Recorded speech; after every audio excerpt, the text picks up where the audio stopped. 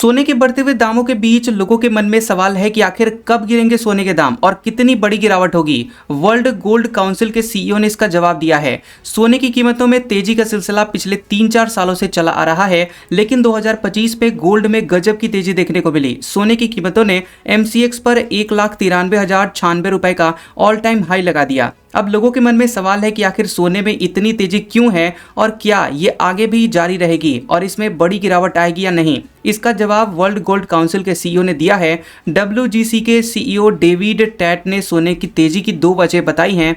David TET ने बताया कि भू राजनीतिक अनिश्चितता और केंद्रीय बैंकों द्वारा निरंतर खरीदारी के कारण सोने की कीमतें लगातार बढ़ रही हैं। टैट ने कहा कि केंद्रीय बैंकों के स्थिर मांग के साथ साथ भू राजनीतिक जोखिम वैश्विक सोने की कीमतों में बढ़ोतरी के प्रमुख कारण बने हैं। डेविड टैट ने बताया कि सोने की कीमतों में उल्लेखनीय गिरावट सिर्फ तभी होगी जब अमेरिकी अर्थव्यवस्था की ग्रोथ तगड़ा उछाल लगभग 6-7% तक आ जाएगा। इसके साथ ही मुद्रास्फीति में मामूली वृद्धि होगी और इससे पब्लिक डेट में कमी आ सकती है, लेकिन उन्होंने इस तरह के परिणाम की संभावना को बहुत कम बताया। टैट ने कहा कि पिछले साल सोने की निवेश मांग में वृद्धि हुई और वैश्विक स्तर पर इसके मजबूत बने रहने की उम्मीद है। वर्ल्ड गोल्ड काउंसिल के मुख्य कार्यकारी अधिकारी डेविड टैट ने आगे बताया कि भू राजनीतिक जोखिमों, वैश्विक ऋण स्थिरता को लेकर बढ़ती हुई चिंताओं और वैश्विक बैंकों द्वारा केंद्रीय बैंकों द्वारा लगातार सोने की खरीद के कारण सोने की कीमतों में वृद्धि हो रही है। उन्होंने बताया कि दुनिया भर के केंद्रीय बैंक अपने गोल्ड रिजर्व में वृद्धि करना जारी रखेंगे। डेविड टैट ने कहा कि गोल्ड एम्यूलेशन के मामले में